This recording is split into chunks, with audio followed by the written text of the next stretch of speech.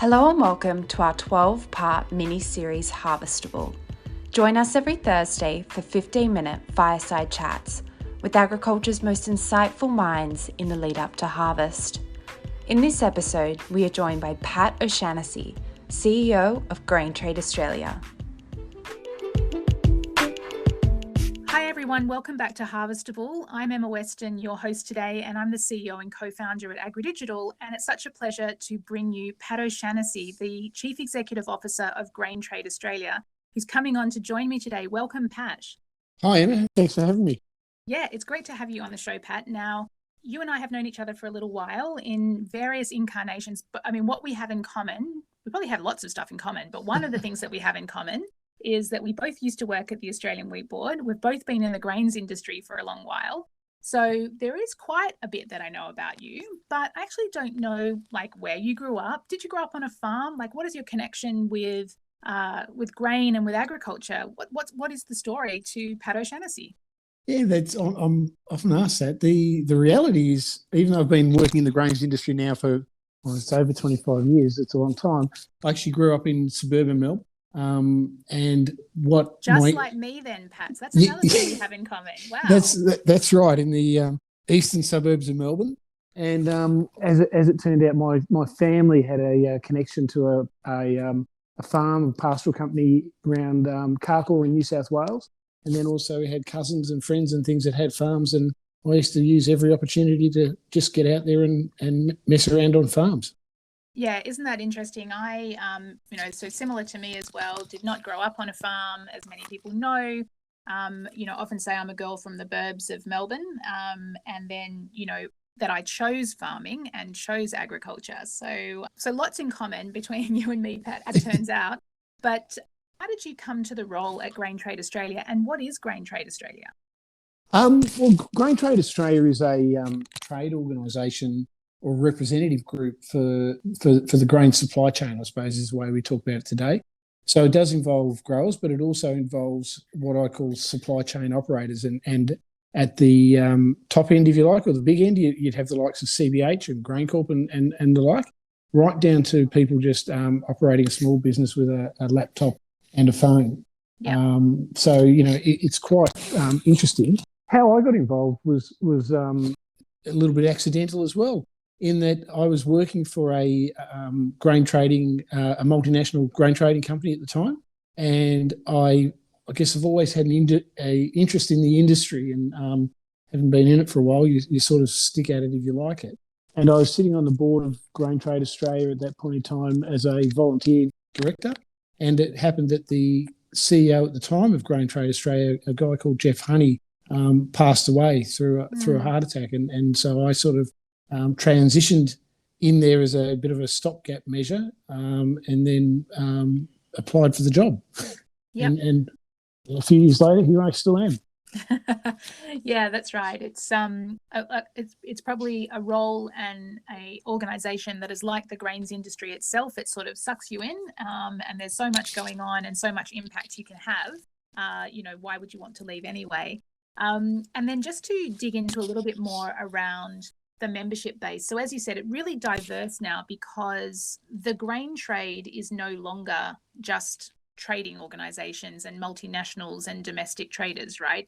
Really, we're talking about the whole grain supply chain now when we think about Grain Trade Australia, and that does include farmers, as you said. Yeah.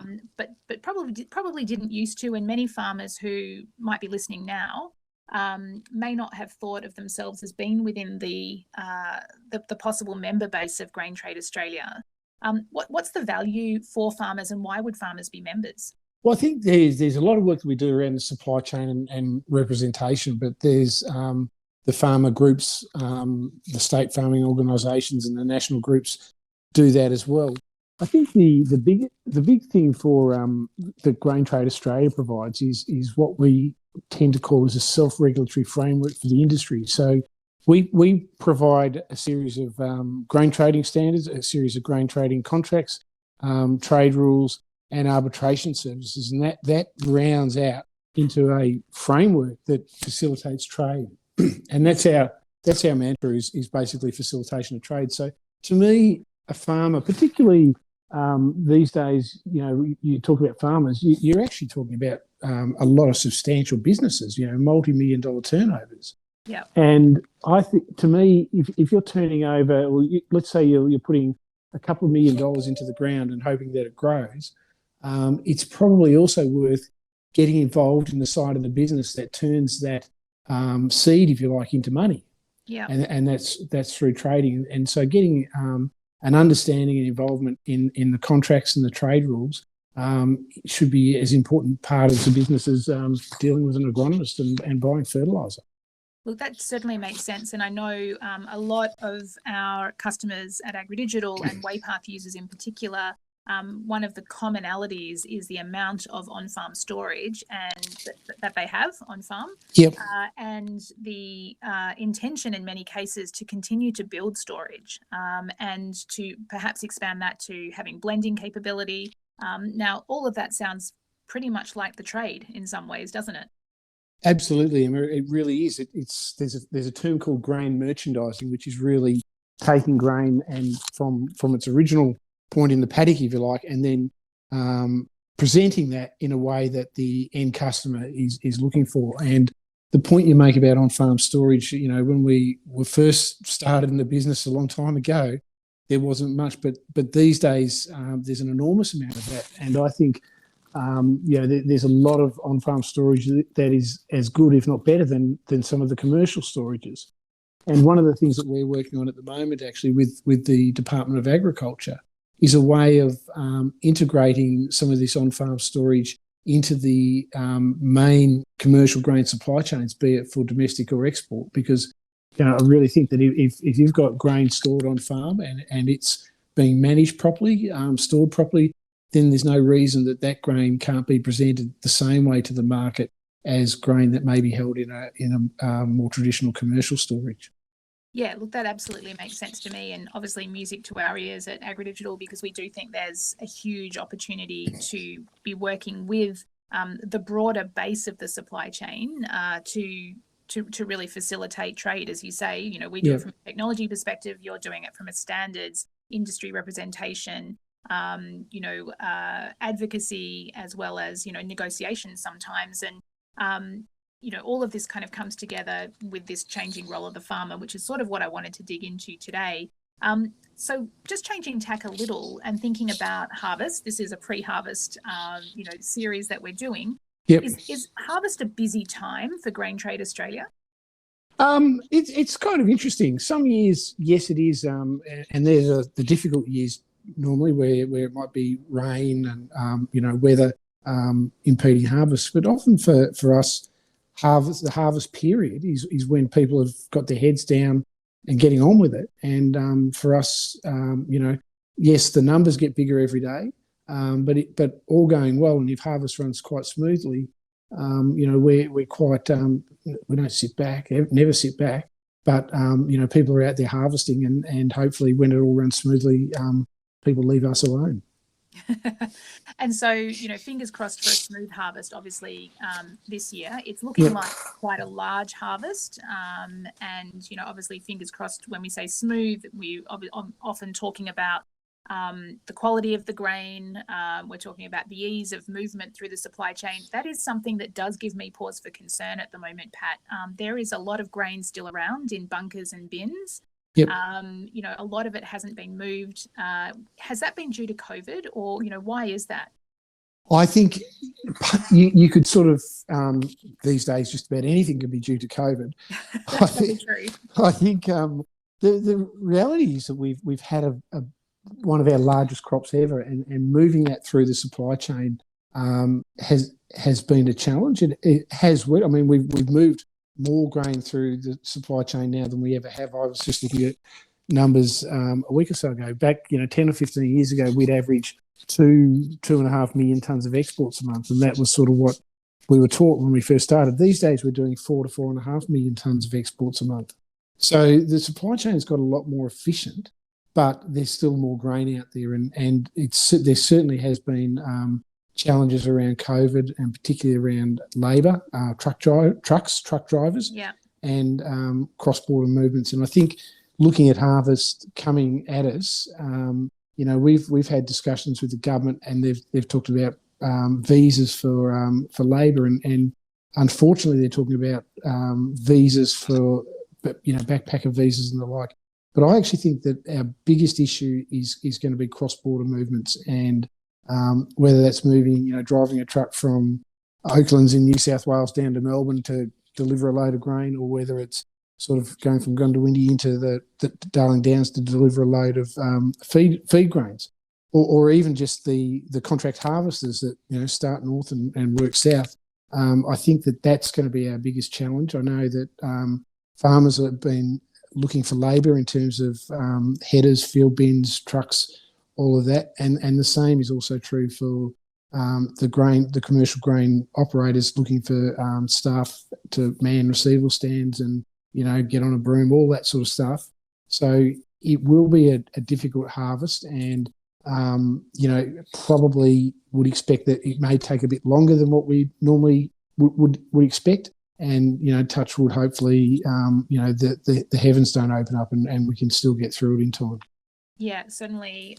I've got fingers, toes, and everything else crossed that that happens. And so just sort of, when I think about these challenges that, are harvest challenges, but they're also just supply chain challenges, more broadly. One of the ways that, we're working at AgrDigital, but I also know that GTA is working on this as well, is the way that technology interacts with our supply chain and, how we use technology individually, but also collectively, is going to unlock value for us going forward. What's the GTA doing around that space? I know there has been some movement because I am part of the IT advisory committee. Yeah. But what is the GTA saying publicly about that at the moment? Well, there's a couple of things. I think one is providing commonality in platforms and almost a language that people can talk when even working on their own commercial IT systems, or be it at an AgrDigital level or at a bulk handling level, that there's some commonality around developing field definitions, talking about data, describing data. And so what we are working on is an IT roadmap, and that's sort of setting the direction, if you like. It's not specifying to people this is what must be done. We have no legislative powers or anything like that. But it's sort of setting the direction to say this is where industry's heading. If you are looking at certain innovations and so forth around that, then you may want to just go back and check against that roadmap, so that it may make it easier for one system to talk to another system. And also, importantly, what we are doing as well is that the government are investing significant amounts of money in IT in the Department of Agriculture, and we want to make sure that, and as do they, we want to make sure that their IT systems can talk to industry IT systems. So again, having that forum where you can have the discussion of how to try and make these things as efficient and improve the connectivity is where we're doing a lot of work. And I think there's, like you touched on, there's enormous value there. And,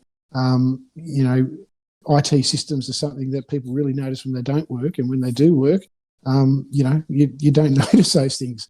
So it's going to be not hard to recognise the value, but, you've got to stop and think and look at that and say, yes, it is working well, and there's value just in avoiding downtime, if nothing else, and hopefully through improving payment times, reducing fraud, all of those things that are pretty common in just general life, I guess. Hopefully that we can make sure that the grains industry does them as well as possible. Well, I think, we absolutely want to continue to be leaders, as an industry, and, leaders globally as well, from an Australian grains industry perspective. So I definitely, really value your time today coming and sharing that with us. Just to wrap up, Pat, any tips or tricks for our listeners on how to have a smooth harvest, or anything else that you want to anything else that you want to give everyone a tip on? Well, I think with how to have a smooth harvest, there are some basic things. Make sure you avoid the risk of cross contamination of grain, say in headers, in trucks. Make sure that you declare when you're delivering grain how that grain's been treated in the field, or how it's been treated at home on the farm. And also, it's always worth going back through any forward contracts and looking at those and understanding what exposures you have and how to optimise your delivery against those contracts and in marketing the grain. And always talk to people about marketing grain. It's a pretty complex area. So like you get an accountant or a lawyer, try and get some expert advice in that area as well. Yeah, absolutely. Well, Pat, thank you so much for that. I think they're really great reminders of how to have a happy harvest, which is what we all want. And thanks for your time. I really appreciate it. Known you for a while, but always find out more every time we speak. So really enjoyed catching up with you today, and let's hope that harvest is a great one. Thanks, Emma. I really appreciate the opportunity. Thanks, Pat. Thank you for listening to Harvestable by Waypath. We hope you enjoyed this fireside chat. Have a great weekend and see you next Thursday.